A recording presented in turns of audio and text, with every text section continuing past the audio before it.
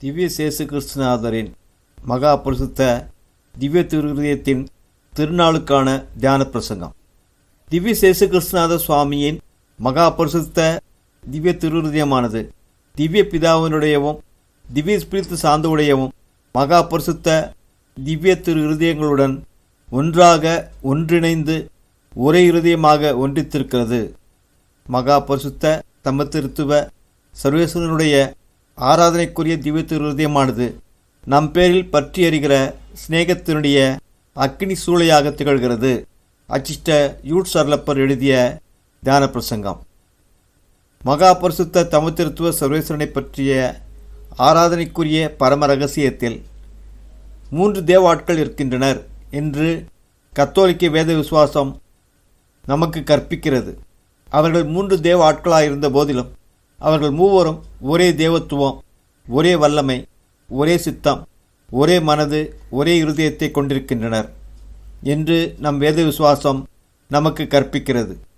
மேலும் இதிலிருந்து நம் திவ்யரட்சகர் சர்வேஸ்வரன் என்ற முறையில் ஒரே இருதயத்தை திவ்ய பிதாவுடனும் திவ்ய ஸ்பிரித்து சார்ந்தவுடனும் கொண்டிருக்கிறார் என்றும், மனிதன் என்ற முறையில் நம் திவ்யரட்சகருடைய மனித தேவத்துவத்தை உடையதும் தேவ மனிதத்துவத்தை உடையதுமான திவ்ய திருஹிருதயமானது திவ்ய பிதாவாகிய சர்வேஸ்வரனுடையவும் திவ்ய ஸ்பிரித்து சார்ந்துவான சர்வேஸ்வரனுடையவும் திவ்ய திருஹிருதயங்களுடன் 3 தேவ ஆட்களிடையே ஒன்றாக ஒருமித்து விளங்குகிற ஒரே மனதினாலும் ஒரே சிநேகத்தினாலும் ஒரே சித்தத்தினாலும் ஒரே இருதயமாக ஒன்றிணைந்திருக்கிறது என்றும் நாம் அறிந்திருக்கிறோம்.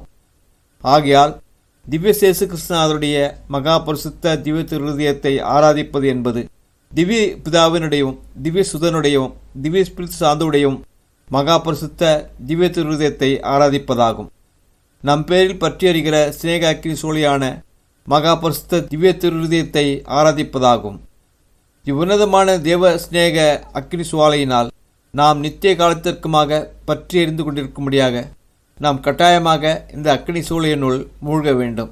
பசாசிற்கும் அதனுடன் சேர்ந்து ஆங்காரத்தினால் கெட்டுப்போன கெட்ட சமன்சுகளுக்கும் தயாரிக்கப்பட்டிருக்கிற நித்திய நரக நெருப்பு என்கிற மகா கொடூரமான அக்கினி சூளையினுள் தள்ளப்படுகிறவர்கள் மகா நிர்பாக்கியர்களாயிருக்கின்றனர். ஆனால் திவ்ய பிதாவினுடையவும் திவ்ய சுதனுடையவும் திவ்ய ஸ்பிரித்து சார்ந்தவுடையவும் ஆராதனைக்குரிய திவ்ய திருஹிருதயத்தை நமக்காக ஏவி தூண்டிக் கொண்டிருக்கும் இவ்வுன்னதமான தேவஸ்நேகத்தினுடைய நித்திய அக்கினி சூளையினுள் தள்ளப்படுகிறவர்கள் மகா பாக்கியவான்களாயிருக்கிறார்கள். இவ்வுன்னதமான தேவஸ்நேக அக்கினி சூளையினுள் நாம் நம் முழு இருதயத்துடன் மூழ்குவதற்காக நாம் நம்மையே உலுக்கி கொள்ளும்படியாக இவ்வுன்னதமான தேவஸ்நேக அக்கினி எத்தகையது என்றும் இந்த தேவஸ்நேகம் எத்தன்மையானது என்றும் விளக்கமாக காண்போமாக. நமது ஆண்டவராகிய திவ்ய சேசு கிருஷ்ணநாதரின் தேவபிதாவினுடைய தந்தைக்குரிய திவ்ய திருஹிருதயத்தினுடைய சிநேகத்தின் மிகச் சரியான சுபாவத்தை பற்றி நீ கற்றறிந்து கொள்ள ஆசித்தால் அச்சிஷ்ட சின்னப்பர் கூறுகிறதை கவனித்துக்கள். தமது சொந்த குமாரன் மேல் முதலாய் இரக்கமில்லாமல் நம் எல்லோருக்காகவும் அவரை ஒப்புக் கொடுத்தவர் மற்ற எல்லாவற்றையும் அவரோடு நமக்கு தானம் பண்ணாதிருப்பது எப்படி என்று அச்சிஷ்ட சின்னப்பர் ரோமேருக்கு எழுதிய நிருபத்தில் கூறுகிறதை கேள். திவ்யபிதாவாகிய சுரேஸ்வரன் நம் பேரில் கொண்டிருக்கிற சிநேகத்தை பற்றிய சாட்சியத்தை நமக்கு மிக ஆச்சரியத்திற்குரிய விதத்தில் அளிப்பதற்காக தமது ஏககுமாரனை இந்த உலகத்திற்கு அனுப்பி வைத்தார். திவ்யபிதாவாகிய சுரேஸ்வரன் தமது நேசகுமாரனை நம்முடைய திவ்யரட்சகராக உலகத்திற்கு அனுப்புவதற்கு முன்னரே நாம் அவரை எவ்விதமாக நடத்துவோம் என்பதை முழுமையாக அறிந்திருந்தார். மனிதர்களை பரலோகத்திற்கு உயர்த்துவதற்காக திவ்யசேஷநாதர் பூமியில் பிறக்க வேண்டும் என்பதையும் அவரை பெற்றெடுப்பதற்காக அவருடைய மகா பரிசுத்த மாதா சத்திரத்தை தேடுவார்கள் என்பதையும் திவ்ய குழந்தையை கிடத்துவதற்கு ஓரிடத்தையும் அவர்கள் கண்டடைய மாட்டார்கள் என்பதையும் அவர் பிறந்தவுடன் அவரை கொல்லத் தேடுவார்கள் என்பதையும் பாலஸ்தீனத்தை விட்டு ஓடவும் எகிப்தில் ஒளிந்து கொள்ளவும் திருக்குடும்பம் நிர்பந்திக்கப்படும் என்பதையும் திவ்யபிதாவாகிய சர்வேஸ்வரன் அறிந்திருந்தார். திவ்யரட்சகர் அவருடைய திவ்யபிதாவுடைய வார்த்தையை பொதிக்க துவக்கியதும் அவர்கள் அவரை ஒரு பைத்தியக்காரர் என்று கருதுவார்கள் என்றும் அடிக்கடி அவர்கள் மறுபடியும் அவர் மீது கல்லெறியும்படியாக கற்களை எடுப்பார்கள் என்பதையும் ஒரு உயர்ந்த மலையிலிருந்து அவரை தள்ளிவிட முயற்சிப்பார்கள் என்பதையும் திவ்யபிதா அறிந்திருந்தார். தம் திவ்யகுமாரனை அவர்கள் கட்டி ஒரு திருடனைப் போல் விலங்கிட்டு ஜெருசலேம் வீதிகளில் ஒரு குற்றவாளியைப் போல் இழுத்து செல்வார்கள் என்பதையும், முடிவில்லாத நிந்தை அவமானங்களுக்கும் சித்திரவதைகளுக்கும் உட்படுத்தி மகா கொடூரமானதும் மகா அவமானகரமானதுமான மரண தண்டனைக்கு அவரை தீர்ப்பிடுவார்கள் என்பதையும் பிதாவாகிய சர்வேஸ்வரன் முன்கூட்டியே பார்த்தார். மேலும் தமது திவ்யகுமாரன் உயிர்த்தெழுந்த பிறகு அவருடைய உத்தானத்தின் மீதான விசுவாசம் மக்களிடையே பரவாமல் இருப்பதற்காக, அதை முடக்குவதற்காக அவர்கள் சகல முயற்சிகளும் எடுப்பார்கள் என்பதையும் திவ்ய பிதாவாகிய சர்வேஸ்வரன் முன்னரே அறிந்திருந்தார். தமது திவ்யகுமாரன் தமது திவ்ய பாடுகளுடையவும் மரணத்தினுடையவும் பேறு பலன்களை ஆத்துமங்களுக்கு அருளும்படியாக திருச்சபையையும் தேவதுரிய அனுமானங்களையும் ஸ்தாபித்த பிறகு பெரும்பான்மையான கிறிஸ்துவர்கள் இந்த தேவதுரிய அனுமானங்களை துஷ்பிரயோகம் செய்வார்கள் என்பதையும் அவசங்கை செய்வார்கள் என்பதையும் அவர்களுடைய நித்திய கேட்டிற்கே அவற்றை பயன்படுத்துவார்கள் என்பதையும் திவ்யபிதாவாகிய சர்வேஸ்வரன் முன்னரே தமது தீர்க்க தரிசன பார்வையில் பார்த்தார். இறுதியாக திவ்யரட்சகர் மனுக்குலத்தை ரட்சிப்பதற்காக அயராமல் உழைத்து பாடுபட்டு மரித்த போதிலும் அநேக ஆன்மாக்கள் ஆண்டவருடைய விலைமதியாத திவ்ய திரு இரத்தத்தை அவசங்கை செய்வார்கள் என்றும், அவருடைய ரட்சணத்திற்காக ஆண்டவர் நிறைவேற்றிய சில காரியங்களையும் பயனற்று போக செய்வார்கள் என்றும், ஏனெனில் அவர்கள் பரிதாபத்திற்குரிய விதமாக நிர்பாக்கியமான நித்தியக்கட்டை அடைவார்கள் என்றும் திவ்யபிதாவாகிய சர்வேஸ்வரன் அறிந்திருந்தார். ஓ ஆராதனைக்குரிய திவ்யபிதாவாகிய சர்வேஸ்வரா, தேவரீர் இந்த எல்லா காரியங்களையும் பார்க்கிறீர். இருப்பினும் தேவருடைய மகா சிநேகமுள்ள திவ்யகுமாரனை எங்களிடம் அனுப்பி வைக்க தயங்கவில்லை. இவ்வாறு செய்யும்படி தேவரீரை வலுவந்தம் செய்தது யார்? இது எங்கள் பேரில் தேவரீருடைய தந்தைக்குரிய மகா பரிசுத்த திவ்ய திருதயம் கொண்டிருக்கும் மனித அறிவால் முழுவதும் புரிந்து கொள்ள முடியாத உன்னத சிநேகமாக விளங்குகிறது.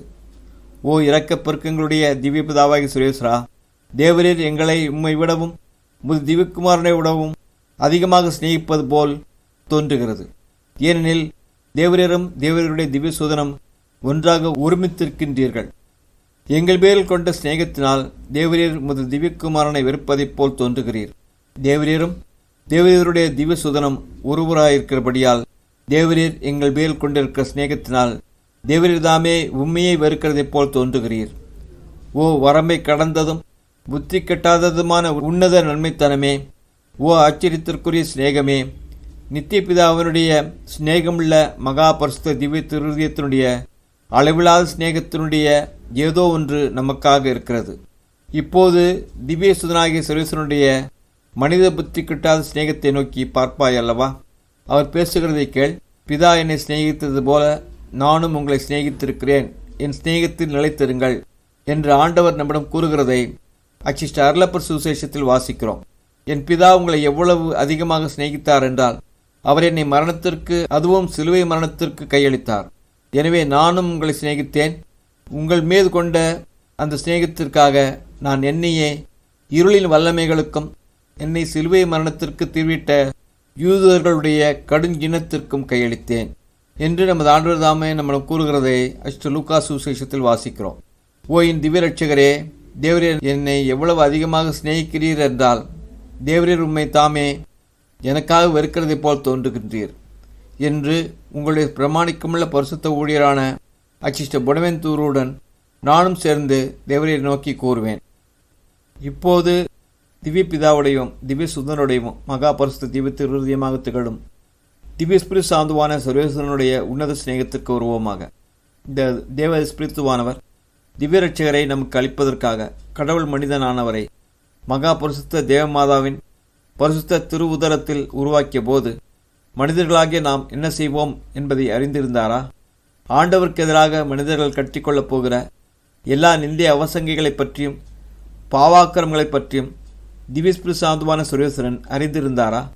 மனிதர்கள் அவருடைய ஆச்சரியத்திற்குரிய தலை சிறந்த வேலைப்பாடாகிய கடவுள் மனிதனானவரை அழிப்பதற்கு, கொல்வதற்கு அவருடைய எல்லா ஆக்கப்பூர்வமான சக்திகளையும் வல்லமைகளையும் பயன்படுத்துவதற்காக ஒன்று திரட்டுவார்கள் என்பதை திவ்யஸ்பிரித் சாந்துவான சர்வேஸ்வரன் அறிந்திருந்தாரா? ஆம், அவர் அதை மிக நன்றாக அறிந்திருந்தார். இருப்பினும் தேவ ஸ்பிரித்துவானவர் நமக்காக திவ்ய ரட்சகரை உலகத்தில் பிறக்கும்படி செய்வதற்காக அவரை மகா பரிசுத்த தேவமாதாவின் பரிசுத்த திருவுதரத்தில் எந்த தயக்கமும் இல்லாமல் உருவாக்கினார். நாம் அவரை ஏற்றுக்கொள்ளும்படியாக யோர்தான் நதியில் அவருடைய ஞானஸ்நானத்தின் போது அவருடைய திவ்ய தலைக்கு மேலே ஒரு புறா வடிவத்தில் தோன்றவும் தயங்கவில்லை. நம் பாவங்களுக்கு பரிகாரமான தபஸை செய்வதற்காக அவர் தமது திவ்யகுமாரனை பாலைவனத்திற்கு நடத்தி செல்வதற்கும் பரிசுத்த சுவிசேஷத்தை நமக்கு பிரசங்கிக்கும்படியும் பரலோக ராஜ்யத்தின் சத்தியங்களை நமக்கு அறிவிக்கும்படியும் அவரை வலியுறுத்துவதற்கும் தயங்கவில்லை. மேலும் அவர் நம் இரட்சணத்திற்காக திவ்யசுதனை சிலுவையின் மீது பலியாக ஒப்பு கொடுக்கவும் தயங்கவில்லை. ஓ ஈடு இணையில்லாததும் தன்னிகரற்றதும் ஒப்பில்லாததுமான உன்னத சிநேகமே, ஓ சிநேகத்தினுடையும் உத்தம பிறர் சிநேகத்தினுடையும் ஸ்பிரித்துவே, மகா பரிசுத்த ஸ்தலமும் பரிசுத்தருடைய மகா பரிசுத்தருமான கடவுள் மனிதனானவரை விட குற்றவாளியும் நிர்பாக்கிய பாவியுமான மனிதன் பேரில் அதிக சிநேகத்தை கொண்டிருக்கிறீர் போல் தோன்றுகிறது என்றும், சர்வேஸ்வரனுடைய ஏககுமாரனை விட பசாசின் அடிமையை தேவரீர் அதிகமாக சிநேகிப்பது போல் தோன்றுகின்றது. பரலோக ராஜ்யத்தின் ராஜாதி ராஜாவானவரை விட அதிகமாக நரக நெருப்பில் மரக்கட்டையாக எரியப் போகிற நித்திய கேட்டை அடைவதற்கு பாத்திரமான பாவியின் பேரில் தேவரீர் அதிக சிநேகத்தை கொண்டிருப்பது போல் தோன்றுகிறது என்று நான் கூறுகிற போது என்னை பொறுத்து கொள்ளும். ஓ உமக்கு இணையானது எதுவும் இல்லாததும் ஈடு இணையற்றதுமான அதிசயமே, தேவரீரை இவ்விதமாக வசியம் செய்து கட்டி போட்டது யார்? ஓ ஆராதனைக்குரிய திவ்ய ஸ்பிரித்துவே, இவ்விதமாக பேசுவதற்காக என்னை மன்னித்தருளும். ஆனால் உச்ச வரம்பை கடந்த விதமாக எங்கள் பேரில் தேவரீர் கொண்டிருக்கும் மாபெரும் சிநேகமானது உம்மையும் திவ்ய பிதாவையும் அவருடைய ஏக திவ்யகுமாரனையும் வசியம் செய்ததைப் போல் தோன்றுவது உண்மையில்லையா? ஒரே சமயத்தில் சிநேகத்துடனும் ஞானத்துடனும் இருப்பது என்பது கடவுளுக்கு கூட கடினமான காரியமாம் என்ற ஒரு முதுமொழியின் கூற்று எவ்வளவு உண்மையாயிருக்கிறது. இருப்பினும் கூட திவ்ய பிதாவும் திவ்ய சுதனும் திவ்ய ஸ்பிரித்து சாந்தமும் நம்மை சிநேகிக்கின்றனர். இவ்விதமாக சர்வேஸ்வரன் உலகத்தை சிநேகித்தார். சர்வேஸ்வரன் உலகத்தை எவ்வளவாக சிநேகித்தார் என்றால், தம்முடைய ஏக சுதனை தந்து அவர் மேல் விசுவாசமாயிருக்கிற எவனும் கெட்டுப்போகாமல் நித்திய ஜீவனை அடையும்படி அருளியிருக்கிறார் என்று அர்லப்பர் எழுதிய முதல் நிருபத்தில் வாசிக்கிறோம். மேலும் இவ்விதமாக 3 தேவாட்களுடைய மகாபரிசுத்த திவ்ய திருஹிருதயம் நம்மீது பற்றியெறிந்து கொண்டிருக்கிற தேவசிநேக அக்கினியின் சூழியாக திகழ்கிறது. அப்படியென்றால் இத்தகைய உன்னதமான நன்மைத்தனத்தை நாம் ஏற்று அங்கீகரிப்பதற்கு என்ன செய்ய வேண்டும்? ஓ திவ்ய கர்த்தரே, தேவரீர் எங்களிடம் என்ன கேட்கிறீர்? நம்மை நோக்கி வெகு நீண்ட காலமாக அழைத்து கொண்டிருக்கும் அவருடைய திவ்ய குரலொலியை நாம் கேட்காமல் இருக்கிறோமா? என் மகனே, எனக்கு உன் இருதயத்தை தா என்று நம்மை பார்த்து கேட்டுக்கொண்டிருக்கும் நம் திவ்ய கர்த்தருடைய குரலொலியை கேட்காமல் இருக்கிறோமா? 1532 வருடம் ஒரு சமயம் மெக்சிகோவின் அதிமேற்றாணியாரான வந்திக்கத்தக்க ஜான் சுமாராகா ஆண்டகை நியூ ஸ்பெயினிலிருந்து அவருடைய துறவர சபையின் தலைமையகத்தில் பொதுக்கூட்டம் தூலோஸ் நகரில் கூடிய போது மெக்சிகோவில் இருந்த செவ்விந்தியர்களை மனந்திருப்பிய சரித்திரத்தை பற்றி எழுதி அனுப்பி வைத்தார். மெக்சிகோவில் இருந்த செவ்விந்தியர்கள் மனம் திரும்புவதற்கு முன் பசாசை விக்கிரகங்கள் மூலமாக வழிபட்டு வந்தனர். பசாசு மகா கொடூரமான கொடுங்கோல் ஆட்சி புரிந்து வந்தான். ஒவ்வொரு வருடமும் 20,000 சிறுவர்கள் சிறுமிகளை கொன்று பலி செலுத்தி சிவப்பாக எரிந்து கொண்டிருக்கிற நிலக்கரியில் அவர்களை போட்டு தூப புகையாக ஒப்பு கொடுக்கும்படி பசாசு செய்து வந்தது. மெக்சிகோ நகரில் மட்டும் 20,000 குழந்தைகளுடைய இருதயங்கள் பசாசுக்கு பலியாக ஒப்பு கொடுக்கப்பட்டதென்றால் மெக்சிகோ ராஜ்யம் முழுவதிலும் உள்ள நகரங்களில் எத்தனை ஆயிரம் குழந்தைகள் பலி செலுத்தப்பட்டிருப்பார்கள் என்று சிந்தித்துப்பார்.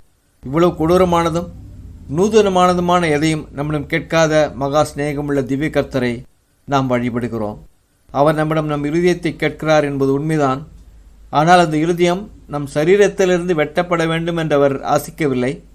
அவருக்கு நம் பற்றுதல்களை அளிக்கிற போது அதிலும் விசேஷமாக சிநேகத்தின் பேரிலும் வெறுப்பின் பேரிலும் அவர் திருப்தி அடைகிறார். அதாவது எல்லாவற்றிற்கும் மேலாக நம் முழு பலத்துடன் அவரை சிநேகிக்கிற நம் சிநேகத்தின் பேரிலும் பாவத்தை மட்டும் இருக்கிற நம் வெறுப்பின் பேரிலும் திவ்ய கர்த்தர் திருப்தி அடைகிறார். யாரிடமிருந்து எல்லா விதமான தேவ ஆசீர்வாதங்களையும் நாம் பெற்றுக்கொள்கிறோமோ அந்த அளவில்லாத நன்மையானவரை சிநேகிப்பதை விட அதிக இனிமையானது வேறு என்ன இருக்கிறது? நம் தீமைகளுக்கெல்லாம் ஒரே காரணமாக இருக்கிறதும் உலகத்தில் உள்ள மகா கொடூரமான காரியமாக இருக்கிறதுமான பாவத்தை வெறுப்பதை விட அதிக இலகுவானது வேறு என்ன இருக்கிறது? நிச்சயமாக நம்மிடம் இடைவிடாமல் மகா மென்மையுடனும் கனிவான ஈடுபாட்டுடனும் எண்ண முடியாத காரணங்களால் அவருக்கே சொந்தமாயிருக்கிற நம் இருதயத்தை கேட்கிற திவ்ய ரட்சகருக்கு நாம் நம் இருதயத்தை கொடுப்பதற்கு மறுப்போமானால், பசாசுக்கு தங்களுடைய பிள்ளைகளின் இருதயங்களை பலியிட்ட அந்த செவ்விந்திய அஞ்ஞானிகள் எல்லோரும் தீர்வை நாளின் போது உயிர்த்தெழுந்து நம்மை கண்டனம் செய்வார்கள். அப்போது நாம் முழுமையான குழப்பத்தினுள் தள்ளப்படுவோம். அச்சமயம் நம் இருதயங்களுடைய சட்டபூர்வமான ராஜாவும் திவ்யரட்சகருமானவர் இப்பரிதாபத்திற்குரிய விக்கிரக ஆராதனைக்காரர்களை சுட்டி காண்பித்து நம்மிடம், இதோ இம்மக்களை நோக்கி பாருங்கள், இவர்கள் தங்களுடைய பிள்ளைகளுடைய இருதயங்களை பசாசுக்கு பலியிட்டு ஒப்பு கொடுப்பதற்காக உயிருடன் பிடுங்கி எடுத்தனர். ஆனால் நீங்கள் உங்கள் இருதயங்களுடைய சிநேகத்தை எனக்கு மறுத்து விட்டீர்கள் என்று கூறுவார். நாம் நம் இருதயங்களை முழுமையாகவும் திரும்ப பெற முடியாதபடியும் அவற்றை சிருஷ்டித்தவரும் அவற்றை மீட்டு ரட்சித்தவரும் நமக்கு அநேக தடவைகள் தமது மகாபரிசுத்த திவ்ய இருதயத்தை அளித்தவருமான திவ்ய கர்த்தருக்கு ஒப்பு கொடுப்போமாக. சேசு சபையை சேர்ந்த குருவானவர்களில் ஒருவர் நமது ஆண்டவரின் பரிசுத்த பூமியை விடுவிப்பதற்காக நடைபெற்ற சிலுவைப் போர்கள் பற்றி எழுதிய சரித்திரத்தில் பின்வரும் நிகழ்வை பற்றி குறிப்பிடுகின்றார். 1098 வருடம் ஜியோஃப்ரி டி லா டூர் என்கிற லிமோகஸ் நகரைச் சேர்ந்த உயர்குடி மகன் சிலுவைப் போரில் ஈடுபட்ட மிகச்சிறந்த கிறிஸ்துவ மாவீரர்களில் ஒருவராக விளங்கினார். இவர் ஒரு நாள் அருகில் இருந்த ஒரு காட்டில் ஒரு சிங்கம் இடைவிடாமல் கர்ஜித்துக் கொண்டிருக்கிறதை கேட்டார். அந்த கர்ஜனை வேதனை மிகுந்த குரலொலியாக இருக்கிறதாக உணர்ந்தார். உடனே அருகில் சென்று பார்த்தபோது ஒரு பெரிய மலைப்பாம்பு சிங்கத்தினுடைய உடலையும் கால்களையும் சுற்றி இறுக பிடித்து கொண்டிருந்ததை கண்டார். சிங்கத்தினால் பாம்பிடமிருந்து தன்னை காப்பாற்றக் கூடாமல் இருந்தது. பாம்பு தன் விஷனாவினால் சிங்கத்தின் உடலின் ஒரு முக்கிய இடத்தை நோக்கி கொத்துவதற்கு முயற்சித்து கொண்டிருந்தது. உடனே ஜியோஃப்ரி சிங்கத்திற்கு எந்த காயமும் ஏற்படாதபடி தன் வாளினால் பாம்பை கொன்று போட்டார். பரிதாபத்திற்குரிய சிங்கம் தன்னை பாம்பிடமிருந்து விடுவித்தவருக்கு நன்றி செலுத்தும் விதமாக ஜியோஃப்ரியின் அருகில் வந்து படுத்துக்கொண்டு அவனுடைய பாதங்களை நன்றியுடன் நக்கிக் கொண்டிருந்தது. அந்நேரம் முதல் சிங்கம் தன் உயிரை காப்பாற்றிய மனிதரை விட்டு பிரியாமல் எப்போதும் அவருடனேயே இருந்தது. ஜியோஃப்ரி சென்ற இடங்களுக்கெல்லாம் ஒரு நன்றியுள்ள நாயைப் போல அவரை பின்தொடர்ந்து வந்தது. யாருக்கும் எந்த தீங்கும் செய்யாமல் அவருடன் இருந்தது. ஆனால் ஜியோஃப்ரியை யாராவது தாக்க முற்பட்டால் அவர்கள் மீது பாய்வதற்கு தயாராயிருந்தது. சிலுவைப் போர் முடிந்ததும் ஜியோஃப்ரி பிரான்ஸ் நாட்டிற்கு திரும்பி செல்வதற்காக கப்பலில் ஏறினார். ஆனால் கப்பல் தலைவன் இவருடன் கூட கப்பலில் பயணம் செய்வதற்கு சிங்கத்தை அனுமதிக்கவில்லை. ஆதலால் தன் உயிரை காப்பாற்றிய தன் எஜமானர் மீது எவ்வளவு அதிக நன்றியுடன் இருந்ததென்றால் கப்பலை பின்தொடர்ந்து கடலில் நீந்தி வந்தது. அது தன் பலத்தையெல்லாம் இழந்து போகும் வரை கடலில் நீந்திய பிறகு பின்னர் மூழ்கி இறந்து போனது. இவ்விதமாக தன் உபகாரியான எஜமானரிடமிருந்து பிரிந்து செல்கிறதை விட கடலில் மூழ்குவதையே இந்த சிங்கம் தேர்ந்தெடுத்ததை நிகழ்வில் நாம் பார்க்கிறோம். இந்த காட்டு விலங்கிடமிருந்து உண்மையான நன்றியறிதலுக்கான பாடத்தை கற்பிக்க வேண்டும் என்பது மெய்யாகவே நம்மை வெட்கமடைய செய்கிறது. நமது உன்னத பரோபகாரியான திவ்ய கர்த்தருக்கு நாம் என்னவெல்லாம் கடன்பட்டிருக்கிறோம் என்பதை பற்றி நமக்கு இந்த பேச தெரியாத காட்டு மிருகங்கள் கற்பிக்க வேண்டுமா? ஓ என் திவ்ய ரட்சகரே, தேவரிதாமே என்னை நரகத்தின் ஆதி சர்ப்பத்தினுடைய பிடியிலிருந்து விடுவித்து மீட்டு ரட்சித்தருள் நீர். நரகத்தினுடைய நித்திய மரணத்திலிருந்து என்னை விடுவிப்பதற்காகவும் முடிவில்லாத நித்திய பேரின்ப பாக்கிய சந்தோஷத்தை நான் மோட்சத்தில் அனுபவிப்பதற்காகவும் தேவரிதாமே உமது திவ்ய உயரையே கையளித்தீர். நான் தேவரிற்கு முழுவதும் சொந்தமாயிருப்பேனாக. தேவரிற்காக மட்டுமே நான் ஜீவிப்பேனாக. தேவரை பின்பற்றி எல்லா இடங்களுக்கும் தேவரின் செல்கிற இடங்களுக்கெல்லாம் உம்மை பின்தொடர்ந்து வருவேனாக.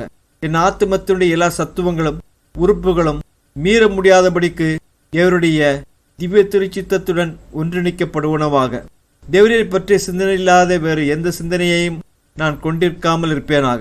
பாவத்தின் மட்டிலான வெறுப்பை தவிர வேறு எந்த வெறுப்பையும் நான் கொண்டிராமல் இருப்பேனாக. தேவரிற்காக அல்லாமல் வேறு எதற்காகவும் நான் சிநேகத்தை கொண்டிராமல் இருப்பேனாக. தேவரீரிடமிருந்து பிரிக்கப்படுகிறதை விட அநேக மரணங்களில் மரித்து நான் இறந்து போவேனாக. மனவல்லிய ஜெபம். எங்கள் நேசத்தால் பற்றியறியும் திவ்யசேசுவின் சர்ப்பிரசாத இருதயமே, உமது நேசத்தால் எங்கள் இருதயங்கள் பற்றியறியச் செய்தரலாம். திவ்யசேசுவின் சர்ப்பிரசாத திரு இருதயம் ஆசீர்வதிக்கப்பட கடவுது. அச்சிஷ்ட யூட் சரல புரையங்களுக்காக வேண்டிக் கொள்ளும். அச்சிஷ்ட அமலோற்ப மாமரியே.